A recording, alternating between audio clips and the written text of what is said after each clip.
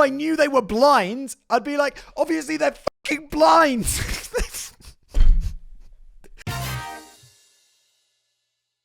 I should start today's video with an apology, not me. I don't apologize for shit. Dave, who wrote this script, wants to apologize. In the last script I wrote on the topic, I implied that the SPC Foundation consisted of only one YouTube channel, and Jesus Christ, did I get shit in it for the comments. To all of you who were truly upset that the SPC Foundation was misrepresented, I'd just like to say that the only reason I didn't mention all the other channels and the incredibly complicated online backstory is that the video was titled Most Bizarre YouTube Channels, and because of this, I had to choose just one. I have totally forgotten about this. Oh, shocker. I vaguely remember the SPC Foundation is it's like some sort of online sort of fictional thing, right? Right?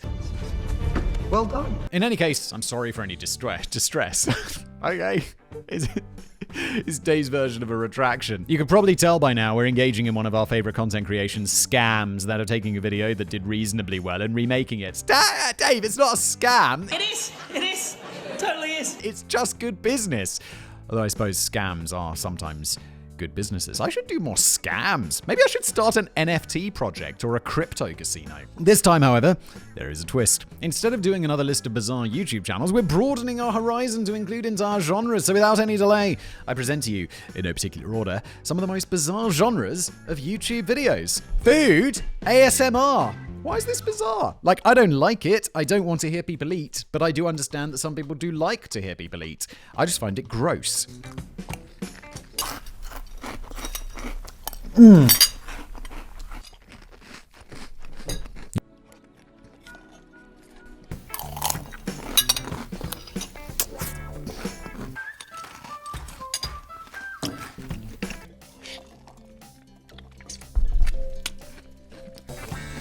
Personally, I consider myself to be fairly tolerant when it comes to other people's peculiarities. I am self-aware enough to know that I have one or two habits that annoy others, and even if I wasn't, I have a wife to inform me of such things. However, there are a couple of things that people do which I firmly believe should incur lengthy prison sentences, and one of those things is eating in a loud, obnoxious manner. Yes, I have children. They're like, nom, nom, nom, nom, nom, nom, nom, nom, nom. It's like, do you want to chew with your mouth full? Yeah, sure, Dad, I'll chew with my mouth full.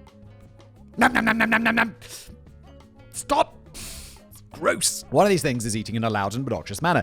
I don't know if I'm unique in this, but being in close proximity to someone eating with their mouth open, smacking their lips, or crunching loudly fills me with a rage that I usually only experience when listening to the lies of Donald Trump, Boris Johnson, or Keir Starmer.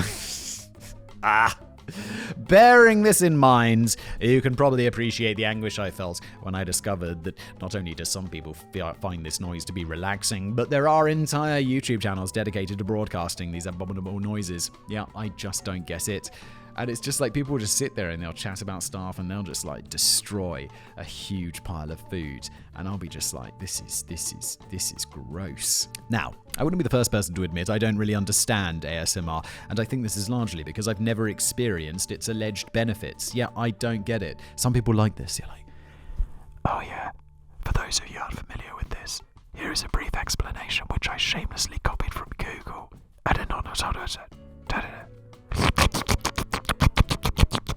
Why? It's gross. No one likes that. An autonomous sensory meridian response, ASMR, is a tingling sensation that usually begins on the scalp and moves down the back of the neck and upper spine. Whoa! So people actually have like some sort of biological reaction to this.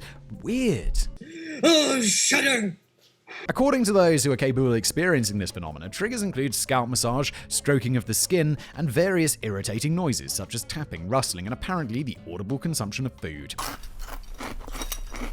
The first time I experienced this last example, I was on a rather loud bus journey. Breaking several rules of social etiquette, the lady next to me decided to watch without headphones a 30-minute video consisting of noises that you'd usually only associate with a pig eating from a trough. Why? Why would you do that? That person is a fucking psycho monster. People who listen to music aloud on their devices on public transport drive me potty. And that is just some next level shit, Dave. Did you murder her? Because you should have. I'm just joking. I don't think she should be murdered. It's just disgusting. Stop it, woman.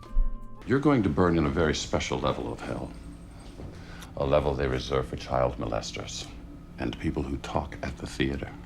Seriously, the only reason this lady survived the journey was that my own AirPods are capable of noise cancellation. That, plus the fact that I just received a good mood boost after being reminded, as I am every time I get on a bus, of Simon's hilarious story about the last time he was forced to take public transport. If you haven't heard it, it's well worth a listen and can be found in the Brainblaze episode called Ridiculous Examples of Corporate Doublespeak.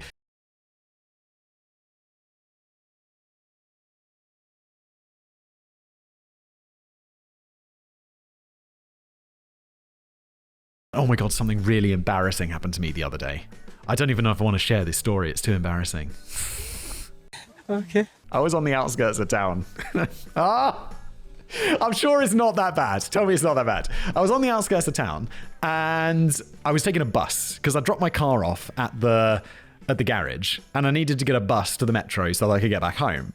And the garage is really far out of town. And I didn't realize, but my travel card, like, you know, the card that lets you travel on the public transport in a city, wasn't valid. And I'd never been on a bus outside the city. It's been a long time since I've been on a bus. And I'm waiting at the bus stop. And then the door opens, people get off, and then the door starts to close really quick. I'm like, oh, So I was like, oh my God, I was on my phone or something, distracted. I was like, quick, hop on the bus. And then sit down. And I'm listening to music. I'm looking at my phone, just like blah, blah, blah, blah, blah. And then the bus is just waiting there. And I'm like, just sitting in my seat. And I'm like, oh, okay, maybe it's like, you know, it's got the little delay, you know, or it's syncing up with his timetables. And eventually someone comes up to me and is like, you need to buy a ticket. And I'm like, what? We're not going anywhere because you don't have a ticket. And I'm like, oh my God. And so the bus driver must have been shouting at me and I'm just sitting there looking at my phone. And then I realized the reason the door closed so quickly was because you're not supposed to get on at the back of the bus. You're supposed to get on the front and buy a ticket. So they thought I was just some dude who'd like tried to hop onto the bus and then seen me. And then the bus driver wasn't going anywhere. And I'm like, oh. It was so embarrassing. And then I go to the front and I say to the bus driver, it's like, but I have the ticket. And he's like, you need to buy a ticket. And I'm like, okay. And he's like, where are you going? And I'm like, I'm going here. And he's like, you're on the wrong bus. And I'm like, oh, for fuck's sake. It was the most embarrassing thing that's happened to me in a very, very long time. Oh my God. I feel embarrassed just thinking about it. Jesus.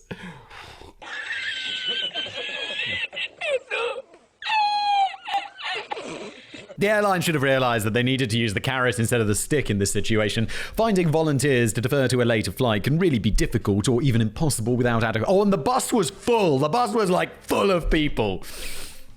And they're all looking at me like, you f***ing thieving bastard. I'm like, oh, I'm sorry.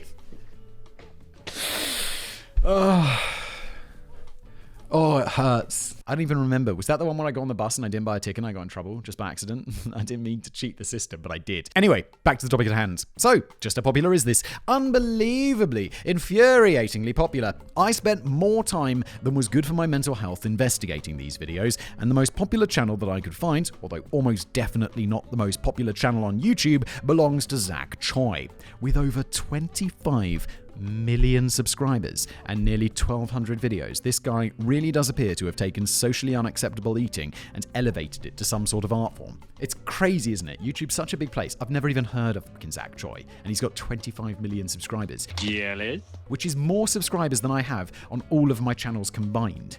It's like double. You're jealous. For those of you who are interested, and I assume some of you probably are, you fucking weirdos, his most popular video is called Most Popular Food for ASMR with Stephanie Sue, Honeycomb, Aloe Vera, Tanghulu, Macaroons. Macarons? May I offer you a macaroon? I've lost my fingers. Macarons. Macaroons. And it's in all caps, by the way, because that's how you do good YouTube titles. It has racked up approximately 87 million views. You're jealous. I don't even know what to say. That's insane. I tried. I really did to try and click on the vid.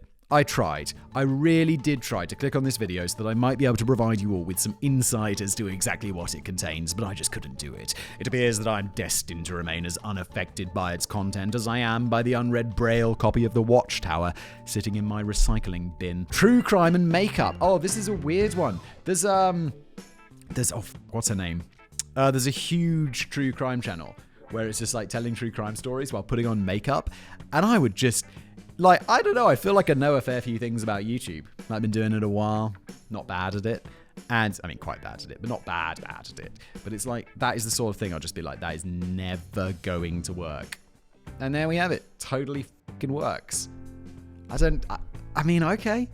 Cool. As all of those of you who follow the Casual Criminalist will know, true crime is exceptionally popular these days, having contributed several horrific scripts to this channel, most notably the Dunblane and Hungerford shootings. I have found myself wondering on more than one occasion just what exactly this obsession says about human conditioning. Yeah, I mean, you want to know an interest? Have I told this story before, like why I started a true crime channel? That's the coolest fucking story I've ever heard in my entire life. That's insane. Can I hear it again? I just wanted to do something more challenging. I was like, I'd done like fact channels forever, and they always take off, and pretty good at it. I mean, not always. I've had some failure channels, but it's like, I mostly know, like, if I make this, it's going to work. And I was like, let's try something just a little bit more challenging. True crime's really competitive. Let's see if I can make a true crime channel work. It's like, was I particularly interested in true crime initially? Not really. I was just like, I just want to challenge myself. And then I got into it, and then the channel started doing well. I'm like, holy shit, okay.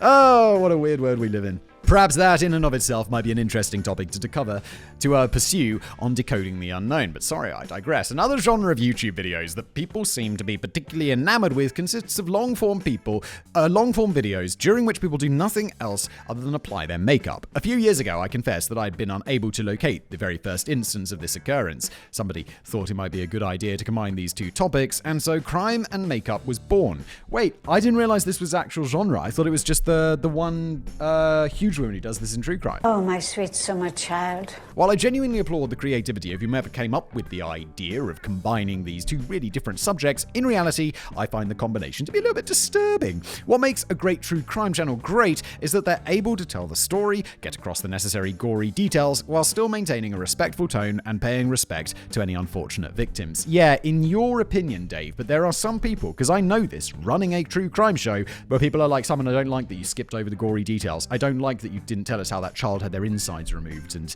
eaten by a cannibal."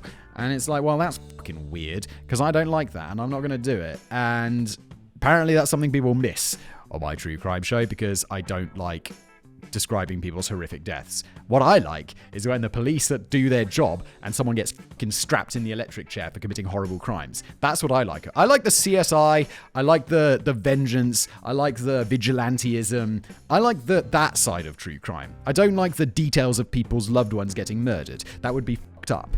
Combining these horrific topics with something as mundane as putting on makeup appears, at least to me, to detract somewhat from the gravity of the situation. While preparing for this script, I got to wondering whether or not I was the only person who felt this way, so I spoke to a couple of people, and no, it appears that I'm not. One other member of the Brainblaze team, points to Simon if he can figure out who it is, was more than happy for me to include their thoughts on the matter and said the following: "The juxtaposition just shits me to tears. I'm doing my makeup to look pretty while talking about horrific things usually other women went through. Like they're so busy focusing on doing their makeup, they're not even really paying attention to what they're saying. I saw videos of people doing their makeup while talking about a 15-year-old girl who was murdered by 3 teens as a sacrifice to Satan in exchange for making it big with their band. They went into detail about how she died while applying foundation and mascara. Not a single pause or moment to reflect, just, I mean, it must have been so horrifying to be grabbed from behind like that and choked. Supposedly the teens made use of her body for several months after she died, and these women almost seemed to enjoy saying those things as they applied their eyeshadow." Gonna take a guess. It sounds like David. Let me know if I got that right, Dave. No. It was me! While this is definitely an extreme example, it does confirm my own feelings. Combining these two themes just doesn't feel right. Believe it or not, the two of us seem to be in the minority with regards to this. Look, as someone who makes content in this genre, I'm not a fan of, like, throwing shade or, like, criticizing other people, because, I mean, there's plenty of, like, reasons I can be criticized. But I don't get it, and I don't like it. I don't like true crime shows that are disrespectful, to be honest. And some people accuse my show of being disrespectful, or all true crime of being disrespectful. But I really try to think about that. And just talking about that stuff while doing something that is so casual, which is ironic given the name of my show, Casual Criminalist, but it just doesn't sit right with me. But that's just me. How many people did this guy kill? How have I never heard of him? Anyway, let's jump into it. Just before we get started with today's episode, it's Simon from the future here. Hello. I've got some excellent news. In this episode, you'll find out that today's protagonist gets eye cancer. Oh no. And guess what? Since we recorded it, he died. And you might think that, oh, that's not very classy, Simon. That's not very nice of you to say that someone's got eye cancer and died for it. Well, my friend, watch this episode and then, like me, rather than being like, oh no, he got eye cancer and died, you'll be like, oh no, he got eye cancer and died. What a shame. What a giant shame. No need to break out a cigar. Fuck that guy. It appears that this genre is only growing in popularity. One popular presenter, who I don't want to mention because I don't want to condone this behavior, has collected more than 7 million subscribers, with her most popular video being watched over 26 million times. I'm genuinely interested to know how other people feel about this. I'm sure Simon will tell me right now, but for the rest of you, please feel free to yell at me in the comments. Eye contact. Simon specifically asked me to include this entry. Yes, I found this. I don't know where I found this. It didn't come up in my YouTube recommendations, but there's like... Spoilers. YouTube chat. Dave's, I'm sure he's going to get into this in a minute. There's YouTube channels where it's just practicing eye contact. So it's just like, and often it's like, I looked this up and it's often just like how to get better at eye contact with women. And so there'll just be a woman like looking at the screen like this. And the idea is that you just look at the screen to practice making eye contact. And I'm like, I don't know, just look at people in the eyes. Just do that. I can't remember where I learned this, but there's something you do when you're looking at people. So you don't look like you're staring into their fucking soul, but also like you don't look like you're not paying attention. You do like, you go between the middle of their forehead and the eyes. You just do this, like with people.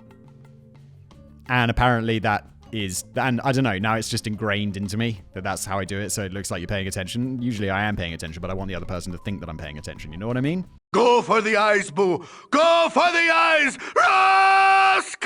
For everybody's information, I'm writing this topic introduction before taking a good look at the available videos, but I have a feeling that people who brand these videos as bizarre will probably be of the opinion that everybody already knows how to maintain eye contact with somebody. Again, I may be jumping ahead here, and there is a possibility that if I'm wrong, I will come back and delete this section, and you will never know about it. Seems like you didn't, Dave. However, anybody who's grown up with little or no vision will tell you that learning how to make eye contact, or in some cases, fake eye contact, is a genuinely important social lesson. Oh yeah, if this is because you're blind, like Dave, then obviously that's a really different situation. But, and maybe this is great for people who want to practice eye contact, who even just want to make better eye contact. I don't know. Like, because I'm just, I don't know, making eye contact is just not something I have a particular problem with. So maybe this is fantastic. Who knows? It just struck me as weird. Look at me, sure. Look at me, sure. I'm the captain now. You fully sighted people can be weird, and even if get engaged in conversation with somebody who is quite obviously completely blind, some of you find it disconcerting if they are, for example, appearing to have a conversation with your left knee. Why would you find this? If I was talking to someone and they were just staring at my left knee, and I'd be like, well, that's a bit weird. But if I knew they were blind, I'd be like, obviously they're fucking blind. What would I wouldn't find it disconcerting at all. I'd just be like, yeah, they're blind. That said, I'm now off to look at into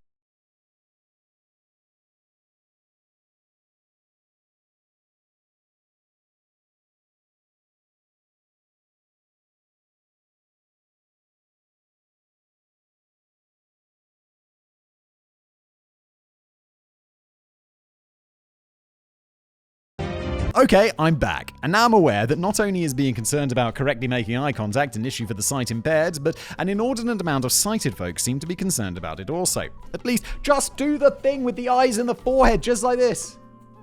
It's not hard. He can't see. He's blind. At least if the thousands of hours of instructional videos are anything to go by. While a lot of these videos, or at least a lot of the ones that I have found, seem to be aimed at young, shy males, and have the underlying premise that should they fully master eye contact, then the beautiful lady of their dreams will suddenly be interested in going out with them, in spite of any glaring personality issues they might have, I do have another theory as to why they have become so popular. I mean, not making, like... Not applying this to blind people, obviously, but like regular fully sighted people. I'm still like littering this with accidental offense. I'm sorry, Dave, and anyone else. Like fully sighted people, it's going to be an advantage if you can make eye contact, if you can't, right? And disregarding of any like personality flaws, right? I'm sorry, I wasn't listening. I was lost in your eyes. From what I have been able to ascertain, it appears that these videos gained popularity a few years ago, right around the time that many people stopped interacting with others in the real world and started to do so through their screens. Perhaps you will remember why this was. I'm still not sure if we're allowed to mention the event without being accused of spreading misinformation and being demonetized. Unspecified virus of unknown origin. That's totally fine, but everyone knows. Just I try not to think about it. It's like a weird fever dream. In any case, lots of people who were not used to experiencing entire meetings through Zoom genuinely appear to have found it difficult to establish a real connection with somebody who wasn't there with them. Yeah, but on Zoom, you're never looking at each other's eyes anyway, because the camera will be like, every Zoom call you have is like this, where you're sort of like not quite talking to someone because you're always looking at the screen rather than at the camera. And even like, I'm somebody like, if there's a camera, I'm naturally looking towards it because that's what I do, like just stare into cameras all day. And it's like, I'm in a meeting and I'll just be looking directly at the camera rather than the person who's talking to me. So you don't get any of the visual cues. And I'm just like, oh, for fuck's sake, look at their face. They don't mind that you're not looking at them directly. So is it possible that people were just searching for ways to make video conferencing feel more real that kicked off this trend? As I previously suggested, I am by no means an expert in this field, but it's an interesting thought. Whatever the reason behind it, lots of money is being made by lots of YouTubers who claim to be specialists. When I searched for eye contact practice on YouTube, the first videos that the algorithm saw fit to present me had over 5 million views. The one I clicked on had... The one I clicked on... You can't even speak. Yes, I can! As the one I decided to click on had 4.2 million views and appeared to contain nothing more complicated than somebody telling the viewer to stare into their eyes for as long as possible, these alleged specialists don't appear to be working very hard for their YouTube dollars. Furthermore, a lot of these videos give off a creepy, almost predatory vibe. There are many people out there, such as those on different levels of the autism spectrum, for whom maintaining eye contact is difficult or even impossible. Yes, and again, I'm not talking about these people, I'm just talking about people who want to watch these videos to improve their eye contact, and usually it's in this weird, like, world of pickup artists and shit, right? Far from improving on these individuals' social interactions, they have the potential to exacerbate what, in many cases, can be extreme social anxiety. As an interesting aside, initiating and maintaining eye contact is certainly not universally socially acceptable. In certain Asian cultures, maintaining eye contact with somebody considered to be your elder can be construed as extremely disrespectful. Well, you learn something new every day, don't you? Liquid nitrogen. Anybody who went to school probably knows the two interesting things about liquid nitrogen. Firstly, it is extremely unreactive, and secondly, it makes things cold. I mean, really cold. Again, probably while you were at school, you learned that if you dip something that isn't usually brittle in liquid nitrogen, then it becomes brittle and therefore easy to smash. So given that everybody knows this, why is it that so many people will sit down for hours and hours watching these alleged experiments? When discussing this with a friend of mine earlier, he said that the appeal is exactly the same as that of the hydraulic press channel, which I talked about in the last video. Yeah, I get this, like freezing shit with liquid nitrogen and smashing it is cool. Hydraulic press is cool. Photos are cool. The reason, my issue with these channels is, and why I would never start a channel like this, is it's just that it's way too easy to replicate. Like, you'll start it, and then someone will come along, like, I don't know about, I think the hydraulic press channels, like Sticks, does pretty well. The one I always think of, and it's such a shame, is that fucking Primitive Technology channel with the Australian dude who'd go into the outback and build, and it was fucking awesome. And I'd watch the shit out of that video. And now it's just filled, and we've made videos about this before, with like fake, like primitive man, primitive technology, and it's always like building an incredible underwater super swimming pool in 3 hours by hand or whatever. And it's these clearly faked videos, but they've just overtaken this genre, and I don't even see Primitive Technology recommended to me anymore, and I love that. That channel's, or I'm going to look up that channel afterwards and get caught up. But YouTube just basically crushed it because there came so much garbage content around. It's like I'm making a... I don't like cross-promoting my channels, but I do a channel called Astrographics, which is pretty new, and it's about space, and it's not doing very well. And one of my leading theories about why is, like, content's pretty good. Like, I know that this sort of content I make usually could do pretty well. There's so much junk space content on YouTube that it's competing with crazy clickbait, crazy thumbnails.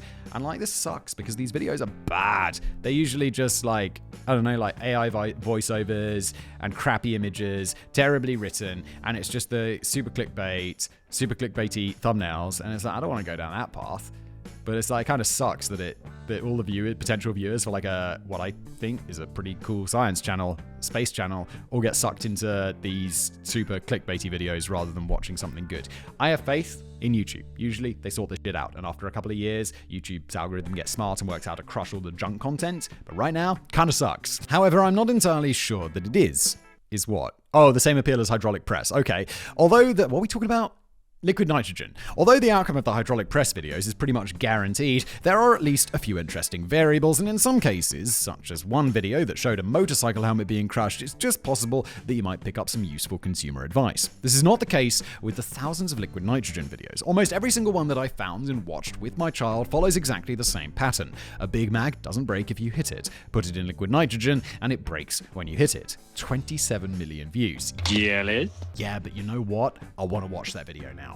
A flower doesn't break when you hit it, but put it in nitrogen and it breaks when you hit it. 8 million views. Guess what happens when you put a cake in liquid nitrogen? It breaks when you hit it. 11 million views. You're jealous. Now, I completely understand that as humans, our love of destroying things comes close to rivaling our love of creating things. But where is the attraction when it comes to destroying things in such a boring and predictable way? I read somewhere that Albert Einstein said doing the same thing over and over and expecting different results is the definition of insanity, and these videos seem to fit that description perfectly. And that, ladies and gentlemen, brings us to the end of another video. However, due to the almost unfathomable depths of YouTube craziness, I shall be genuinely surprised sooner rather than later if I'm not called upon to once again dive fearlessly down the rabbit hole. Oh yes, Dave, and if this video gets lots of views, thank you, dear viewers. Yeah, absolutely, we'll be writing another one. And I already look forward to it. Now I'm going to go watch some liquid nitrogen videos.